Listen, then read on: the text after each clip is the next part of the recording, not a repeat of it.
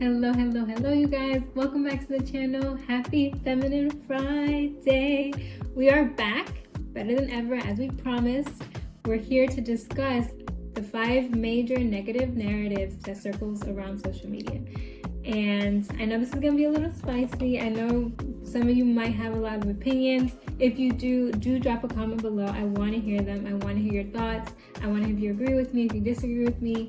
I just want to get the conversation going on this war narrative on men versus women. But before we get right into today's video, do remember to subscribe to the channel, hit the like button, and do turn on your post notifications so you know every time that we post. Now, without further ado, let's get into today's topic. So, the war narrative on men versus women.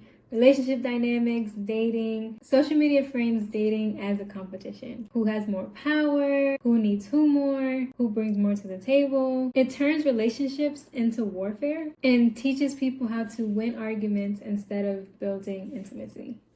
For me, love isn't men versus women. It's 2 people deciding to mutually cooperate, to connect, and to live a healthy, happy life. And healthy relationships aren't built on dominating one another or manipulating one another. They're built on alignment, respect, and mutual contribution. Now, I want to preface that I'm not speaking about individual dynamics in relationships. Everyone has what works for them. And I can share maybe in my next video what I think is a good dynamic to follow as far as leadership roles, supportive roles, or just men and women roles in general. But today we're speaking about the top 5 negative narratives that roam around social media today. And what inspired me to do this is because there's a lot of people that I know that are in the dating phase of their life or that are trying to get things right when it comes to relationships, whether they're in one or trying to be in one. And I think a lot of people, men and women, can get caught up in the noise of social media. And like I said before, it's more of a who wins instead of we win. And if you need to win against the person that you're trying to have a relationship with, you already lost the relationship. Because it's not about who wins what. If we're not winning together, then we're not winning at all. Because the point is, a relationship is 2 people coming together and making things work. Segueing that into the first number 1 narrative that social media has wrong is men versus women. Instead of a mutual connection, instead of mutual contribution, it's more like, what do you bring to the table?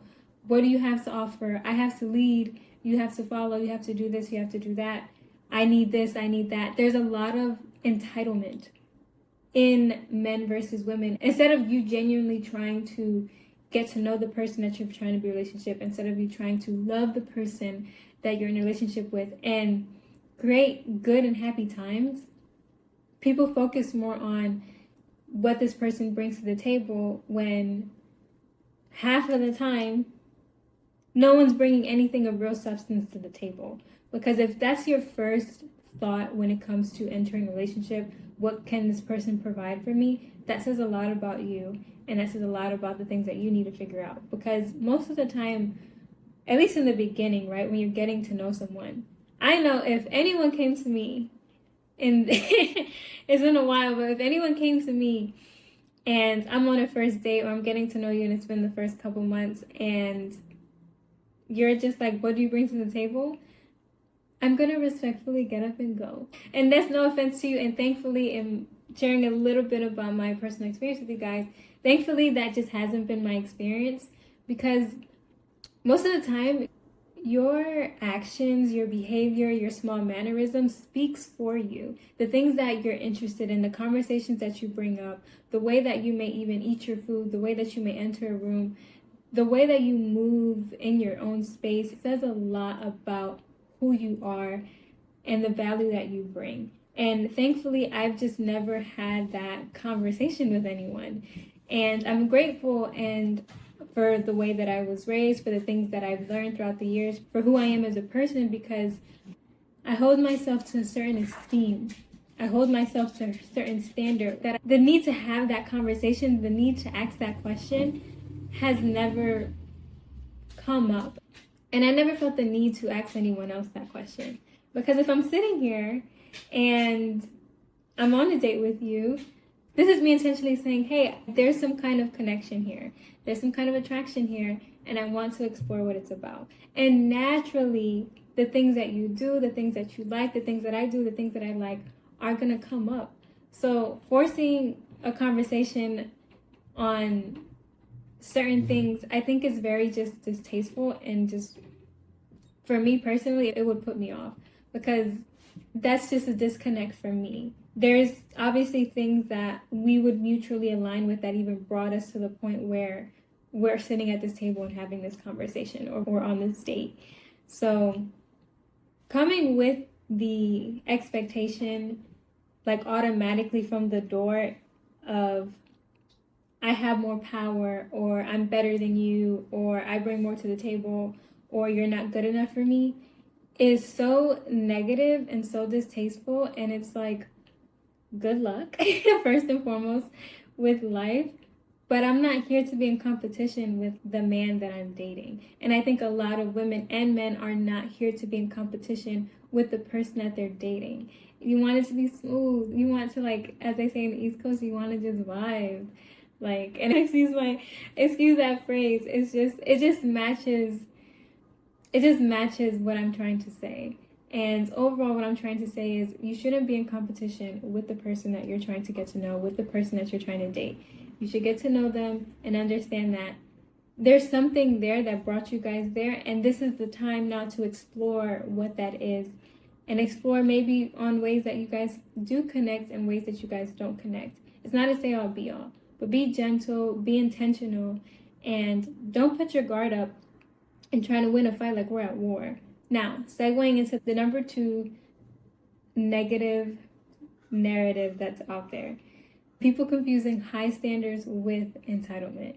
And this one I have a lot to say on, but I'm going to try to keep it short and sweet.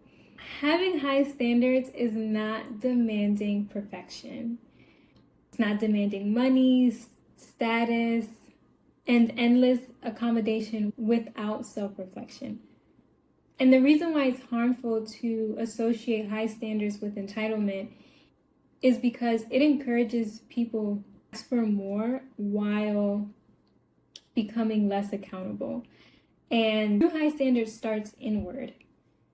They're not about what somebody can give to you. They're about the characters, value, and integrity and sustain a long-term love. Standards without self-awareness aren't standard. They're expectations with no foundation.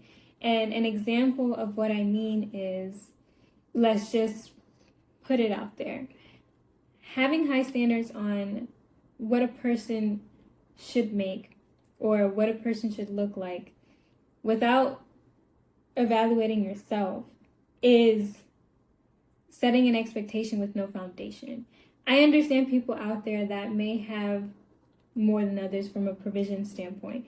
They may have assets, they may have money that they want to protect and associate themselves with someone who has something to lose as well. And I understand that. But there's some people that, and I'm not going to lean this towards a specific gender, but we know that there's some people out there that say, hey, this person has to make a specific amount of money, but they don't even know, one, what it took for that person to get it, two, they don't even have even a quarter of what that person makes.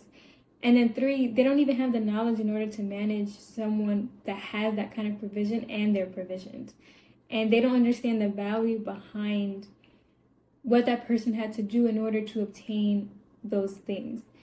The second example I'm going to give is physical. Like when you physically want someone to look like something, or you physically want them to have certain things, but then, you take a hard look in the mirror and you're not exactly who that person would even be attracted to. And it's not saying that there aren't people that are the opposites that attract to one another, but there's a very big difference between being someone who's fit, someone who's healthy, versus someone who's just blatantly just doesn't care about their health or well-being or how they present themselves.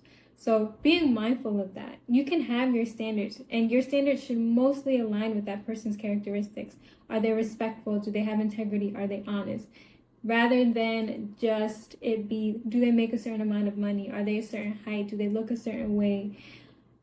Those things are a lot smaller compared to the root of the person, which is their characteristics. Because someone can make more money, someone can always get in shape, but it's really hard to change the foundation of who you are and the characteristics that you have. Now, taking those examples and moving on to number 3 is money equals love, provision equals worth.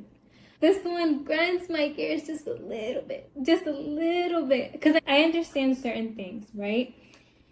But the lie that comes from this is that income, lifestyle, or financial status is a primary measure of love, masculinity, or femininity. And it's not. It reduces humans to transactions and completely ignores emotional safety, choose, and compatibility. Provisions matter, yes, but character provides something before money ever can. Wealth without integrity is unstable. Love requires more than resources. It requires presence, consistency, and care. Money can fund a lifestyle, but it cannot fund peace. And that's really important to know, especially those people who are hyper focused on how much money a person makes and what they bring to the table for provisions. I just want to say this very clearly. For anyone out there building themselves, and for anyone out there who may not have a lot, whether if it's they just don't want a lot in life, whether they just prefer to live a more simple life, or whether they're working and striving towards the goals that they have, I want to be very, very clear. Actual money does not equal your worth at all. I know from a social media perspective, the highlights of lifestyle, of flashing money, of cars, of all this other stuff is big noise right out there, right? But at the end of the day, some of those people that have those provisions, you probably can't even talk to them for 5 or 10 minutes, because when you talk to them, it's just arrogance. You can't do business with them because all they're trying to do is look out for themselves and scheme and scam. So while provisions are important for a lot of people, they're not important for everyone. And even if they're important for you and you're trying to build and move forward, keep in mind that your characteristics on how you build your wealth, on how you go about things, speaks volumes. And it's going to be the foundation of how you set your life. And for those out there who seek a partner or who seek someone with provision, with money, take a second to calm down and really evaluate that person's character. Because like I said in the previous video, be mindful of how that person even obtained that money. If they lied, cheated, schemed, and scammed, and they're just a tyrant in a negative way, meaning they don't have respect, they don't have integrity, and they're dishonest, what makes you think it's going to be different in your relationship? That person's characteristics is going to be the foundation of your relationship. If you're okay with that, best of luck to you. But for those out there who want genuine love, who want a peaceful, healthy relationship and a peaceful, prosperous life, be mindful of that person's characteristics. That's what determines their worth. And make sure it aligns with yours. Make sure that you understand the kind of person that you want to be with long before you know how much money you want that person to earn. You're worth loving, with or without money, because money can come and money can go, but your characteristics stay with you. Now, segueing on to number 4, which is trauma masquerading as truth. This one for sure is going to be one for people to hear. Many viral relationship takes actually are unhealed wounds speaking loudly, not wisdom. People are just bleeding on each other. And it's honestly a little sad to see, because you have people bleeding on each other and people giving advice to other hurt people and them just fueling this negative narrative that honestly destroys foundations, that destroys homes, and that leads the younger generation astray. Their pain becomes doctrine. Bitterness becomes advice. People learn fear instead of discernment. Not all advice is truth. Some of it is just unprocessed feelings from someone who has a mic. So keep this in mind. Healing changes how you see love. And when you're actually healed, you don't view certain advice, you just view it so distastefully, and it just doesn't align with your spirit. It doesn't align with the person that you are, because you understand that person is just hurting. So just take a moment when you listen to things, take it with a grain of salt, evaluate how it aligns with what you want in the future and how you want things to go. I think it is important to have discernment so you can protect yourself against certain things, but automatically identifying each and every person that you encounter based off of things that you hear online and having a guard up and automatically being in defensive mode because you got hurt is doing more disservice to you than anyone else, because you can really miss out on a good person that may even be your person by listening to things that are just going to bring you down. Because at the end of the day, a lot of these people are not there to help you. They're there to just get views. They're there to just monetize on their own hurt. So don't let your pain pay them and then you get nothing in return besides bitterness, besides anger, and you never push past what even hurt you in the first place. Don't let other people's trauma, don't let other people's fear prevent you from getting all the things that you want. Because a lot of the things that we do in general is for love, is for relationships, whether we're building goals, whether we're building provision. We all want to have warmth, we all want to have comfort, and the goal ultimately for a lot of us is to have that with someone and to build a family with. So don't let the narrative of social media take away what you do, the same exact way how you're putting in the work to obtain the money that you want, to obtain the status that you want, to obtain the body that you want. Put that same discernment, put that same intentionality into finding the person that you want. And then remember that bleeding on someone does not make you honest. It just shows that you're unhealed. And a tidbit I would add to that is be mindful of the things that you're listening to and who you listen to. At the end of the day, if you feel like you need to listen to something to validate a wrong that someone has done to you, then you're feeding into something that's only going to bring you down. And at the end of the day, we are elegant women. You are an upright gentleman and man, and you don't need someone to validate your pain. What you need someone to do is uplift the man and woman that you already are. The amazing, strong, dedicated, caring, loving, exceptional person that you are. Okay, now number 5, the last negative narrative that's out there is, if it's hard, it's wrong. Now, I want to preface this. We're not talking about toxicity. Like, we're not talking about people just blatantly being toxic. We're not talking about abuse. Please hear me out. There's a lie that real love should always be easy, effortlessly, and validating. Or else it's toxic, or else it's not for you, or else cut that person off. That narrative teaches people to abandon relationships instead of learning how to communicate, be patient, and grow. Healthy love isn't painless, it's purposeful. Discomfort doesn't always mean danger. Sometimes it just means growth, and growth is uncomfortable. Wherever you're doing it, whether if it's in a relationship, whether if it's professionally, whether if it's physically, mentally, or emotionally, growth is not painless. Because when you're growing, you're doing something new. And doing something new doesn't, some of us, maybe certain things just click. Maybe you listen to something, maybe you had a point of correction, and you're able to adapt quickly. But that's not always going to be the case with everything in life, especially when you're dealing with another person, especially in men and women dynamics. Let's be very clear. We are very different. We like different things. So there is I'm not going to say be a point of contention, but there are going to be certain things that are different between us that we may not understand within one another. And the important thing to do there is that don't just give up because there's some type of impasse, because there's some kind of disagreement.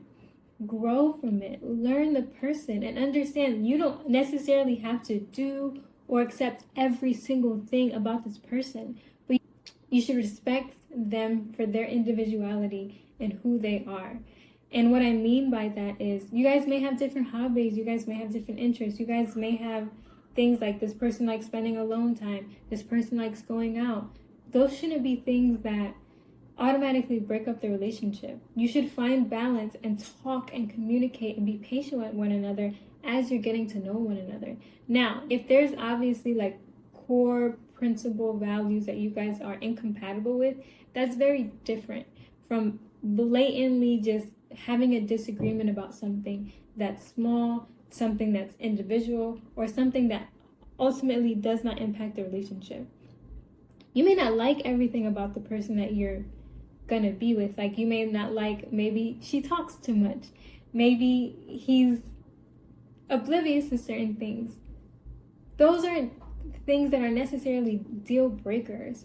They're just individual personality traits. Now, if one person wants kids and the other person doesn't, if one person wants to get married and the other person doesn't, those are fundamental core values that you guys are misaligned with, and you should evaluate those and be realistic on what you guys want and move forward, or decide to be apart in a way that's going to be healthy for the both of you. Because just being mindful, peace doesn't mean the absence of challenge.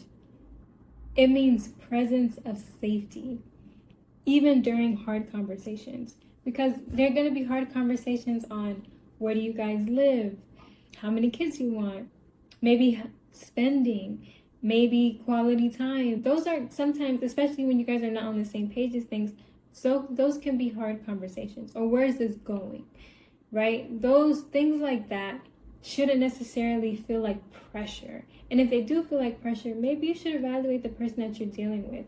Because if you're not looking forward to having certain conversations, if you're not looking forward to moving forward with this person, then all you're doing is wasting your own time and wasting theirs. Now, bringing everything all together, I'm not here to shame women. I'm not here to shame men. I'm not here to pick sides. Because at the end of the day, we need each other. We won't have a relationship if there is no other person. You can't have a relationship if there's no man. You can have no relationship if there's no other woman. There has to be another person. One relationship by yourself, that's just being single, okay? So I'm here to say to you today, social media is loud, but love is quiet, intentional, and it builds over time. Real relationships require discernment over drama, virtue over virality, alignment over applause. And if you hold those three tidbits while you're in the dating space, while you're building a relationship, I promise you guys are gonna go the whole way. Now, I'm gonna end it here. I know I said a lot, so do drop your comments below. I'm eager to hear your thoughts, your opinions, if you're in a season of dating, if you're building a relationship, or whether you've been in a relationship for a long time. I hope you guys found value into this video. I hope you guys don't let the noise of social media interfere with the potential love that you can have.